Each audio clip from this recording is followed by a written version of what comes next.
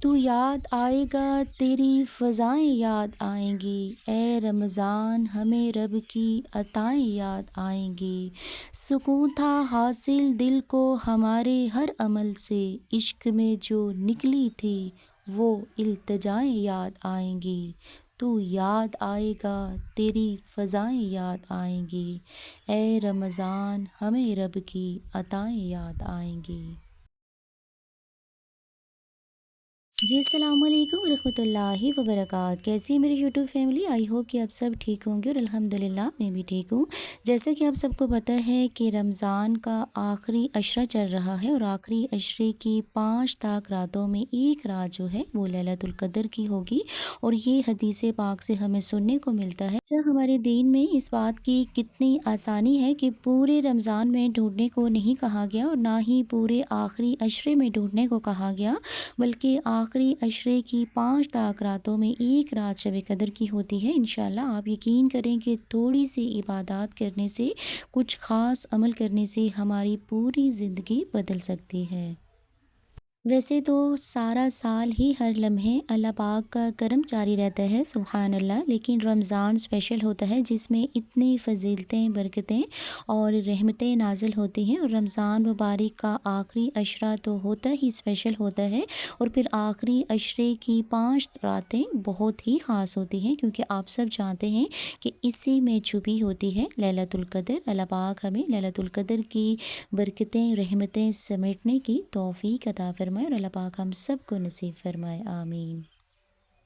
اچھا، لیلۃ القدر جو کہ بہت ہی فضیلت والی رات ہے، جس رات کے بارے میں قرآن پاک میں ارشاد ہوا ہے کہ یہ رات 1000 مہینوں سے افضل ہے، یعنی اتنی افضل ہے، اتنی بابرکت رات ہے کہ جس کی کوئی لمٹ نہیں بتائی گئی۔ اب آپ خود دیکھیں کہ کتنی فضیلت والی رات ہے، یہ تو اللہ پاک ہی جانتا ہے۔ یعنی اگر دیکھا جائے تو 1 گھنٹہ عبادت کرنا 9 سال عبادت کرنے سے بھی افضل ہے، سبحان اللہ۔ کتنی برکتیں ہیں، کتنی فضیلتیں ہیں اس رات میں، جس رات کو کہا جاتا ہے شب قدر کی رات۔ اچھا، آپ صلی اللہ علیہ وآلہ وسلم فرماتے ہیں کہ تمہارے پاس ایک مہینہ آ رہا ہے رمضان مبارک کا، کہ جس میں ایک رات جو ہے وہ 1000 مہینے سے بہتر ہے، اور آپ صلی اللہ علیہ وآلہ وسلم فرماتے ہیں کہ جو اس رات سے محروم رہ گیا تو وہ ہر نیکی سے محروم رہ گیا۔ کتنی بڑی بات ہے اگر ہم لوگ سوچیں کہ اس رات سے جو محروم رہ گیا تو گویا وہ ہر نیکی سے محروم رہ گیا، کیونکہ اس رات فرشتے اور جبرائیل امین اترتے ہیں اس رات میں اپنے رب کے حکم سے اور ہر خیر کے کام کے لیے، سبحان اللہ۔ بے شک یہ رات سلامتی والی ہوتی ہے یہاں تک کہ فجر طلوع ہو جائے، سبحان اللہ، یعنی مغرب سے لے کر فجر تک یہ رات سلامتی والی ہوتی ہے، جسے لیلۃ القدر کہا جاتا ہے۔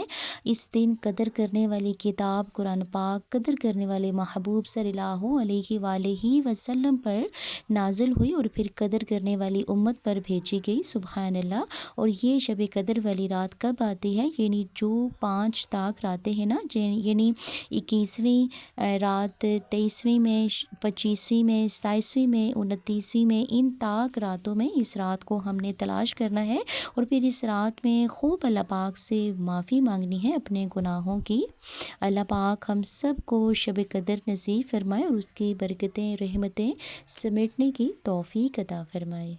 اچھا، یہاں پر میں آپ لوگوں کے ساتھ ایک بہت ہی بابرکت وظیفہ شیئر کر رہی ہوں، جو کہ 27ویں شب کو کرنا ہوتا ہے۔ کرنا کیا ہے کہ 27ویں شب کو 7 دانے آپ نے جوں کے لینے ہیں، ایک دانے کے اوپر 9 دفعہ سورۃ القدر پڑھنی ہے، پھر اللہ پاک کا نام یا رزاق کو 70 مرتبہ پڑھنا ہے، اول و آخر 14 مرتبہ درود پاک کے ساتھ، یعنی 14 مرتبہ درود پاک، 9 مرتبہ سورۃ القدر، پھر 70 مرتبہ یا رزاق، پھر آخر میں 14 مرتبہ درود پاک پڑھ کر ان دانوں کو اپنے پاس رکھ لینا ہے، تو سارا سال اللہ پاک آپ کو رزق کی بے شمار آپ کو برکتیں عطا فرمائے گا، یعنی ہر معاملات میں آپ کے لیے بہتری ہوگی، جو کہ 27ویں شب کو آپ نے یہ وظیفہ کرنا ہے۔ انشاءاللہ اس وظیفے کے کرنے سے نتائج اپنی زندگی میں آپ خود دیکھیں گے۔ اللہ پاک سے دعا کرتی ہوں کہ اللہ پاک ہمیں اپنی نعمتوں کا شکر ادا کرنے والا بنا دے۔